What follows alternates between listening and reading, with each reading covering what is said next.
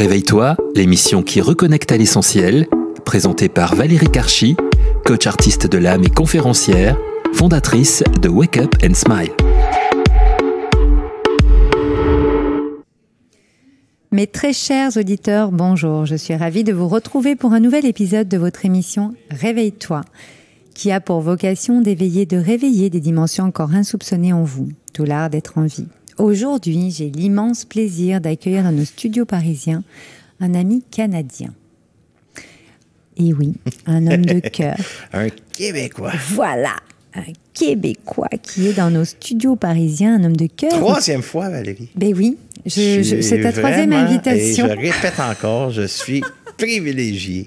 C'est vrai qu'on passe tellement de bons moments ensemble et puis tu nous donnes de vraies clés, une vraie vision du monde tellement ouverte que voilà, moi j'ai eu envie de t'inviter une troisième fois pour parler encore d'un troisième sujet. Merci. Avec grand plaisir. Merci à tous les gens qui sont là puis qui se permettent de se choisir et de se donner le droit d'écouter et d'entendre et de prendre ce qui est bon pour soi. Hein? Ben oui, prendre ce temps qui fait qu'on va aller voir ce qui se passe et qu'on va pouvoir libérer tout ça. De voir ça comme du temps de qualité qu'on s'offre. Ben oui, tout à fait. Donc toi, Robert, alors c'est Robert Savoie qui est avec nous aujourd'hui et j'ai l'honneur de l'avoir dans mes studios parisiens et Robert qui est conférencier enseignant international.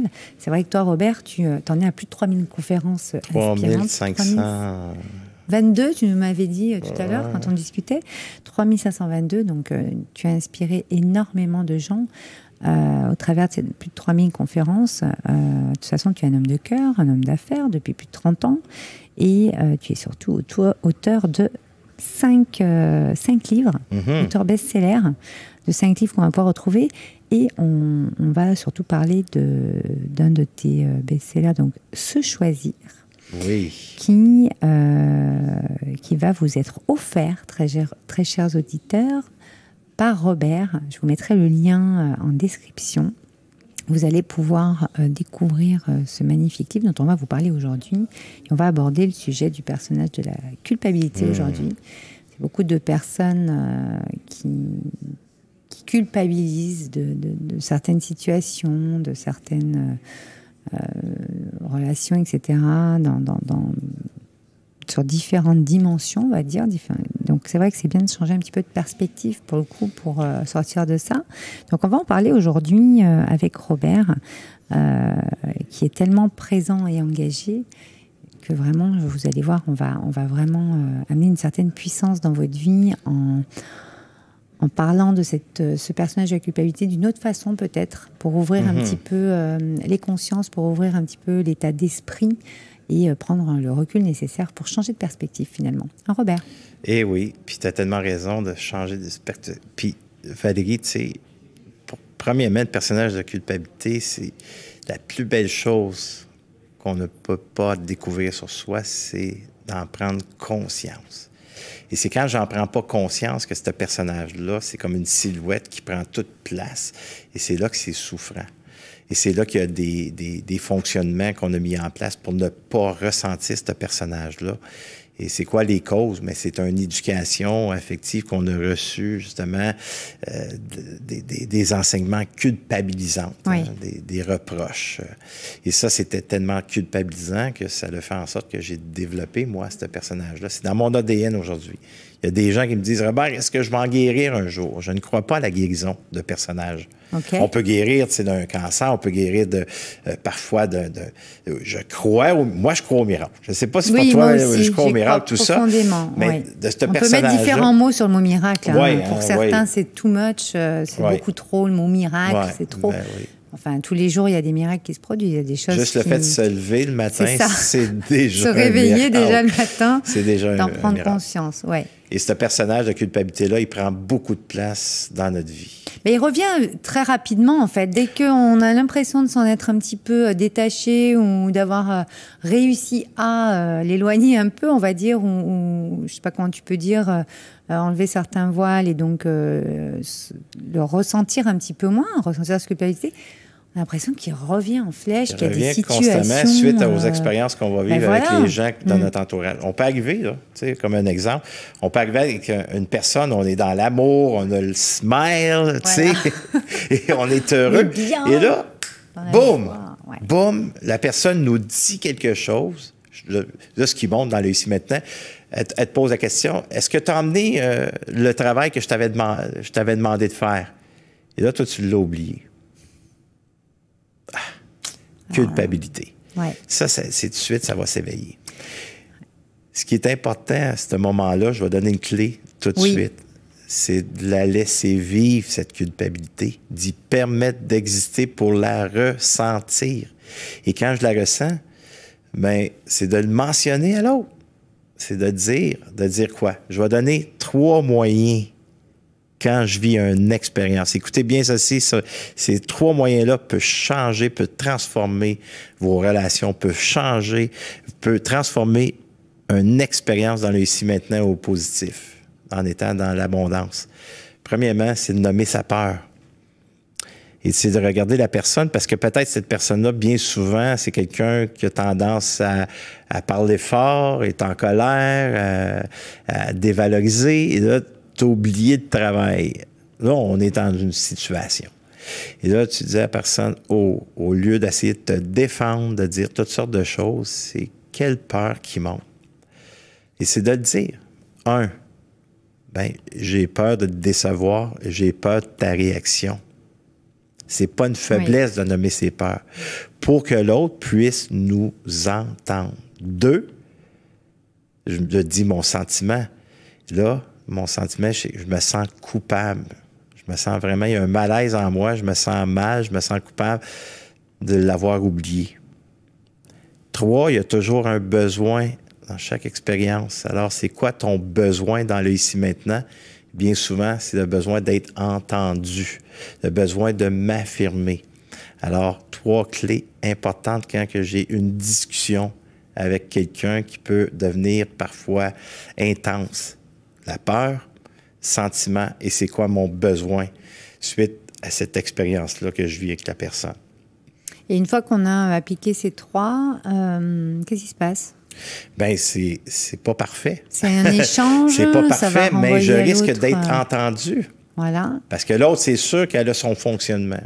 Là, la personne va dire, ben là, je veux pas que tu te sentes coupable, puis je veux pas que tu aies peur. La personne, elle essaie de t'enlever de là. Elle t'enlève de ce que tu ressens, ce que tu vis. C'est là que je dois rester à ces 3 éléments-là qui sont importants. Oui, mais ça m'enlève pas que ça l'a éveillé la peur. Oui, parce que l'autre ne s'est pas rendu compte finalement de ce qu'il a envoyé. Ben et en fait, quand l'autre en face culpabilise, parfois on n'est pas conscient parfois qu'on a déclenché l'autre dans la culpabilité. Voilà. C'est pas ça, bien souvent, c'est pas ça notre intention. Chacun a ses croyances et sa vision du monde. Donc effectivement, chacun a ses peurs. Donc en fait, des fois, tu es un peu en décalage. Non? Et voilà, puis chacun son histoire de vie. Ben oui. C'est pas l'histoire du moment présent qui est souffrant. On en avait parlé dans la première émission. Oui. C'est pas l'exemple, c'est pas l'expérience du moment présent qui est souffrante dans le ici maintenant.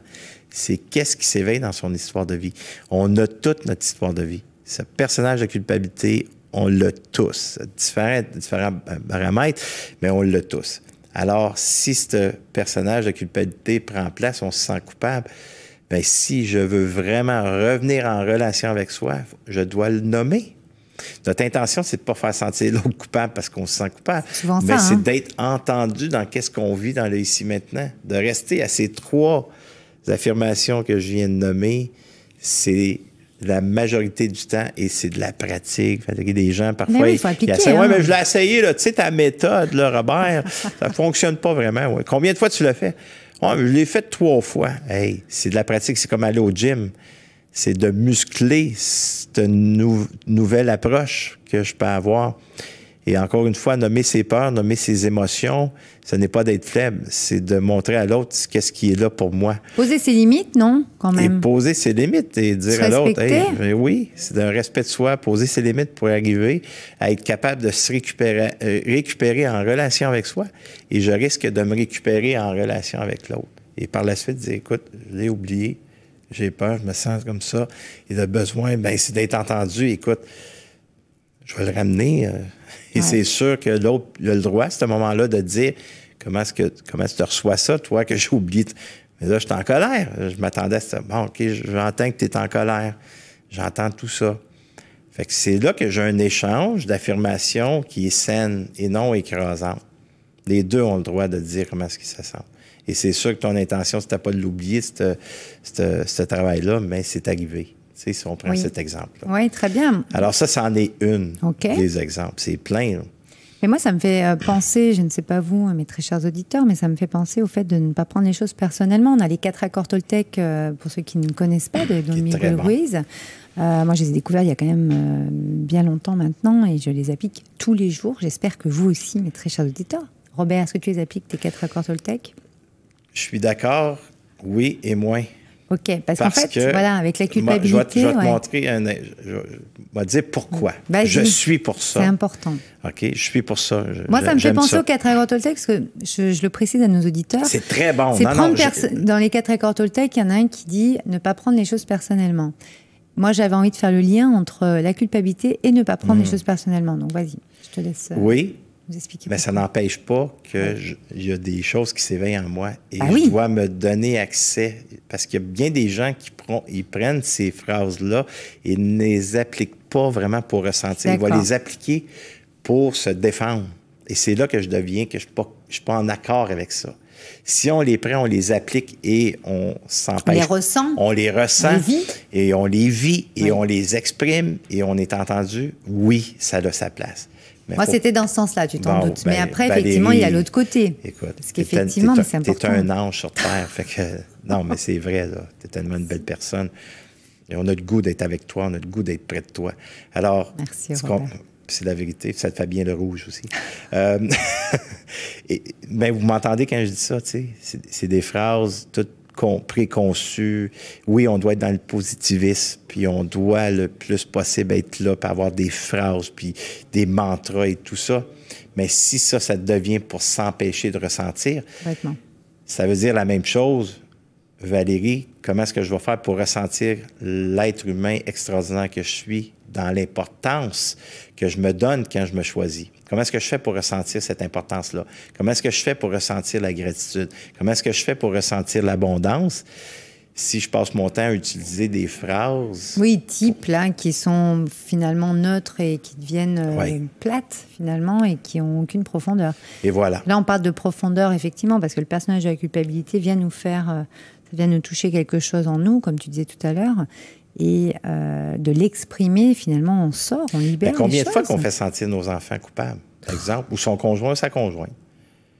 Là, je t'ai dit de ramasser tes... comment est-ce qu'on dit ça ici? Moi, on dit les espadrilles au Québec. Mais oui, ici, on dit vas-y, des espadrilles, c'est bien. Non, c'est les... Attends, les foot. C'est quoi que tu veux nous dire? Les espadrilles, c'est quoi qu'on dit? Les espadrilles, les pantoufles? Non. C'est pas ça?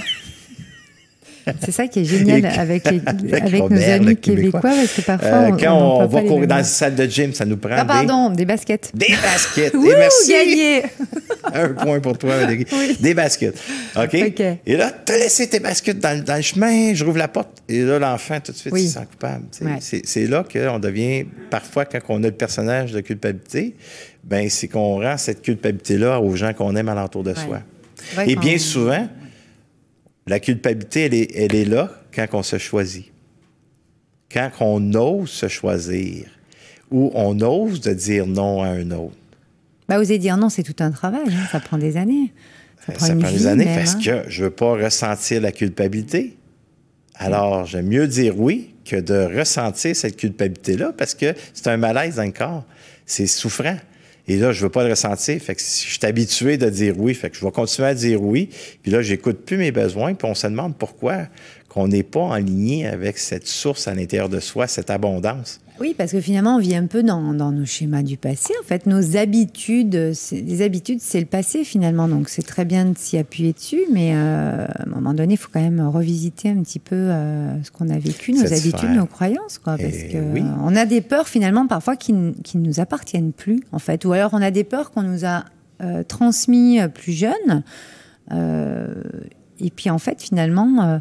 on les garde comme ça tout le temps. Il n'y a aucune peur qui nous appartient, selon moi. Tu as tellement raison, Valérie. Il n'y a aucune peur qui nous appartient. C'est nous qui avons décidé de lui donner une grande importance. Et je dois dire qu'on doit continuer à lui donner une importance, mais arrêter de la camoufler. Arrêter de comme l'ignorer comme si elle n'est pas là.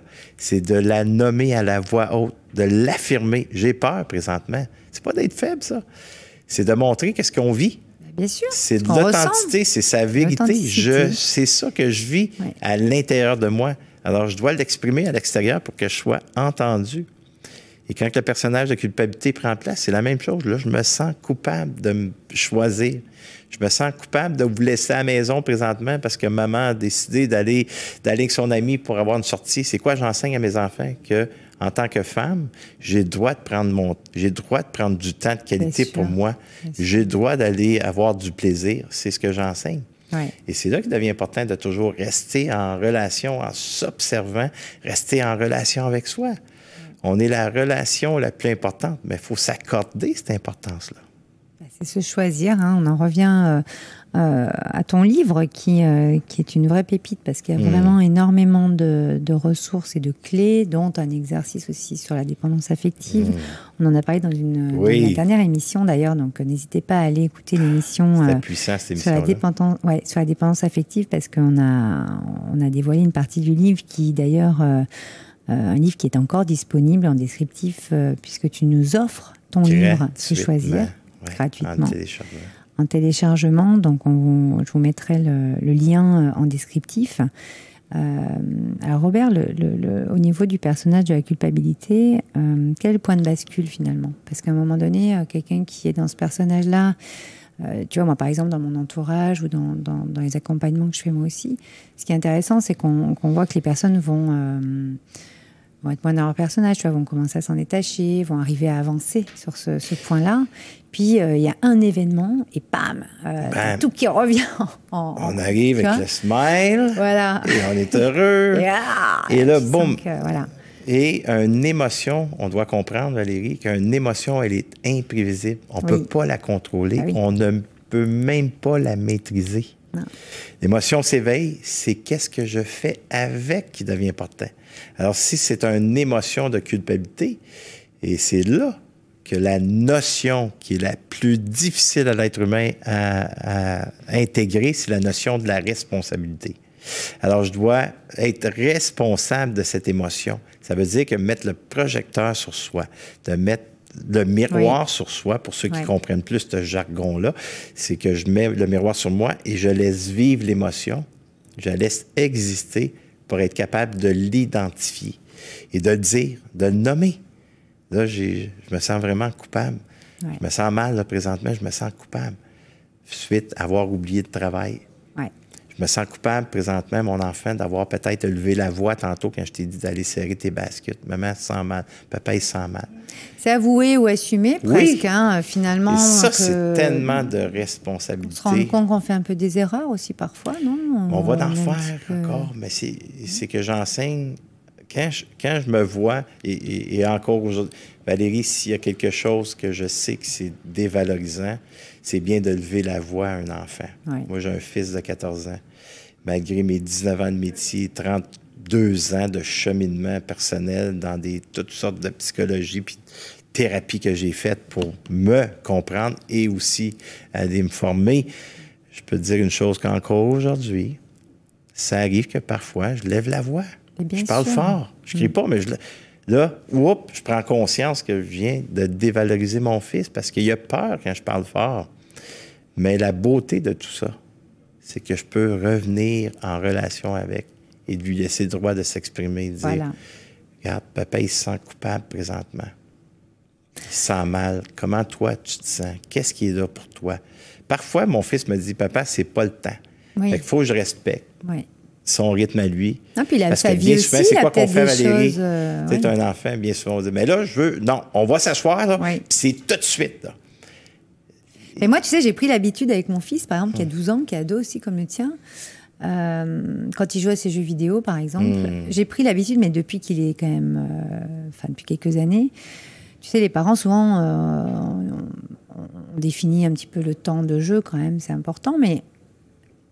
Dès qu'on a décidé de faire un truc, donc de manger, de partir, de machin, l'enfant doit arrêter en fait son jeu. C'est-à-dire qu'en fait, il est depuis une demi-heure ou une heure en train de conquérir un monde ou construire quelque chose sur Minecraft ou autre. Ils n'ont jamais fini. Hein? Et qu'en fait, ouais, ça c'est sûr, ils n'ont jamais fini, mais tu sais, il y a quand même des mondes à passer et tout ça. Et moi, je sais que maintenant, j'ai des amis qui me disent, mais attends, quand même, tu t'adaptes à ton enfant. Je dis, mais enfin, encore heureux, c'est un être humain. Enfin, je veux dire, c'est pas parce que c'est un enfant qu'il n'a pas le droit d'avoir le choix non plus. Et c'est sa vie quand même. Il a choisi de jouer à son jeu.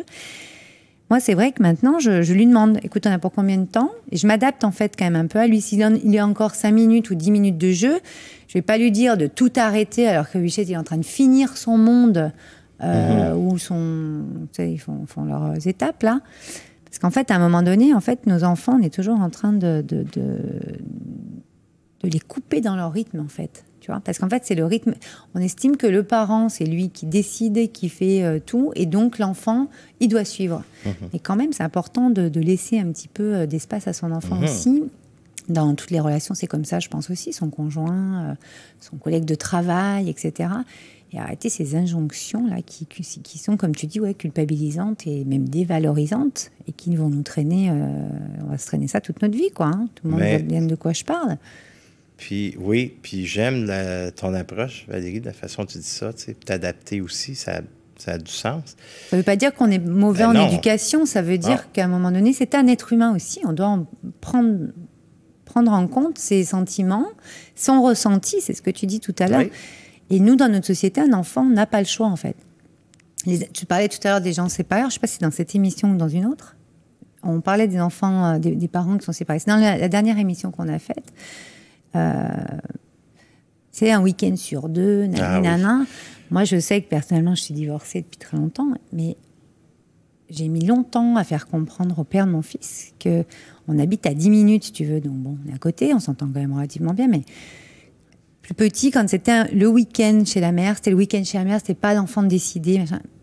J'ai mis donc longtemps à lui expliquer, mais enfin, si on n'a rien de prévu du week-end, il est quand même aussi bien il est chez lui, chez toi ou chez moi. Donc en fait, il a quand même le droit d'aller chez toi s'il a envie d'aller chez toi ce jour-là, parce qu'il a envie de te voir toi, ou la famille de l'autre côté, ou chez moi ce week-end-là, et on a 10 minutes, tu vois. Donc en fait, l'enfant peut quand même choisir un peu ce qu'il a envie de faire dans son dimanche si on n'a rien de prévu et qu'on est à 10 minutes, enfin, tu vois. Et ça, par exemple, chez les personnes divorcées, c'est hors de question.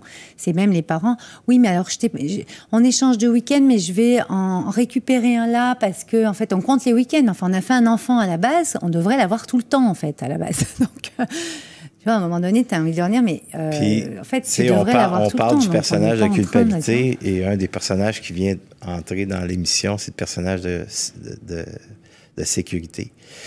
Ce personnage-là, ce que tu dis, ça a tellement de sens, Valérie. Et s'il y a une chose qui manque dans notre société, c'est la sécurité. On n'est pas en sécurité. Pourquoi? On vit énormément d'insécurité. Parce qu'il n'y a pas eu de règles claires et précises. Oui. Et là, ce que tu es après de dire, non, c'est ton week-end.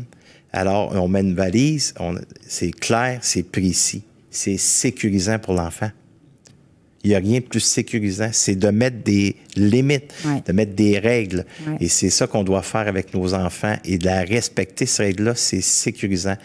Et je parlais justement avec Nancy Doyon, qui est une experte pour les enfants. Oui. J'ai fait une interview avec elle, tout ça, puis elle disait que sa fille, elle lui avait dit, tu sais, maman, des fois, tu me fais tuer. Oui. Mais par contre, tes règles, de mettre une limite, c'est sécurisant pour moi, maman. On va leur montrer. Voyez-tu comment est-ce que c'est important? Et plus on va faire ça, plus nous, ça va nous sécuriser, et plus ça va sécuriser les enfants, et moins on va vivre, justement. Regarde, écoute, Valérie, moi, là, on a ça encore... On a encore, 1 ou 2 minutes. Mes amis français, je vous aime, je vous adore, c'est pour ça que je suis ici. Mais on manque, justement, de règles et de structure, bien souvent. Les gens vont dire, ouais, mais Robert, quand il pleut, ici, s'il fait beau, on peut rouler 130 km. Ah oui. S'il pleut, on peut rouler 110. Tu comprends? Désolé là, pour ceux qui vont dire, Robert, j'ai une moto, j'aurais le goût de t'étouffer présentement à dire ça, mais il y a une règle, mais elle n'est pas respectée. On peut passer entre les voitures ici avec Et c'est très, très insécurisant, ça. Oui. Alors, même la société n'impose pas de limites, ne met pas des règles, ne sont pas claires, ne sont pas précises, on ne les respecte pas. Ah non. Alors, c'est insécurisant pour la société. C'est ça. Alors, si on peut arriver, nous, en tant qu'individus, se responsabiliser et de se sécuriser en mettant des règles claires et précises avec son conjoint, sa conjointe, avec ses enfants, on va être moins déclenché parce qu'on va avoir des points de repère. Oui, puis ces règles, finalement, c'est pas des règles rigides, c'est juste savoir respecter ses limites, finalement. Et voilà, ben oui, on peut revenir d'une règle qu'on a mise, ça c'est sûr. Exactement. Ben, ça passe vite, hein? Ça passe très vite. Alors, il nous reste quelques minutes avant de passer l'antenne sur notre émission. Écoute, moi, ce que j'ai envie de te dire pour terminer, c'est que ce personnage de la culpabilité, finalement, qu'est-ce qui fait qu'à un moment donné, on va arriver à s'en détacher durablement et donc d'avoir un petit peu ce smile, ce sourire du cœur finalement et ce rayonnement. C'est finalement en s'écoutant, c'est ce que tu me disais, ce que tu nous disais tout à l'heure. En s'écoutant et en l'accueillant. Il va toujours être là. Voilà. Il est en soi, il est dans notre peau, il est dans notre ADN. Quand il s'éveille, je le laisse vivre, je lui laisse le droit d'exister, j'en prends soin en l'accueillant et en le nommant. Super. Pour vraiment passer à l'acceptation. Voilà, et donc cette acceptation, justement, on va parler de ton actualité parce que forcément, toi, tu proposes pas mal d'accompagnements, de programmes, tes 5 livres, enfin, tu as beaucoup de ressources extrêmement puissantes. Moi, j'ai envie de mettre en lumière dans ton actualité les retraites ateliers que tu vas proposer aux 4 coins de la France, en fait, dans les mois qui viennent. Je vous aime, les Français, je te l'ai dit. Mais oui, donc ces stages Phoenix les baskets. Qui sont... les baskets, on s'en rappellera. Ces stages Phoenix qui transforment des vies, en fait. Oui, donc, je voulais le mettre en avant aujourd'hui. On peut retrouver, bien entendu, tous tes stages, tes conférences, que tu fais de très belles tournées françaises. Hein. Tu es un conférencier international, donc on te retrouve, bien entendu, au Québec et aux 4 coins de l'Europe également.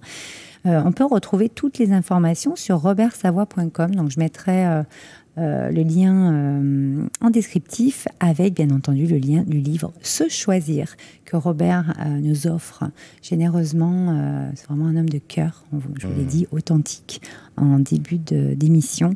Et je te remercie d'être passé une 3e fois nous voir au studio. Robert, c'est vraiment un immense plaisir de te recevoir. Et bien entendu, tu restes le bienvenu pour la prochaine fois. Ah oui, mais merci. Merci beaucoup. Merci. Merci à tout le monde. Merci à tous. Au revoir. Réveille-toi, l'émission qui reconnecte à l'essentiel, présentée par Valérie Karchi, coach artiste de l'âme et conférencière, fondatrice de Wake Up and Smile.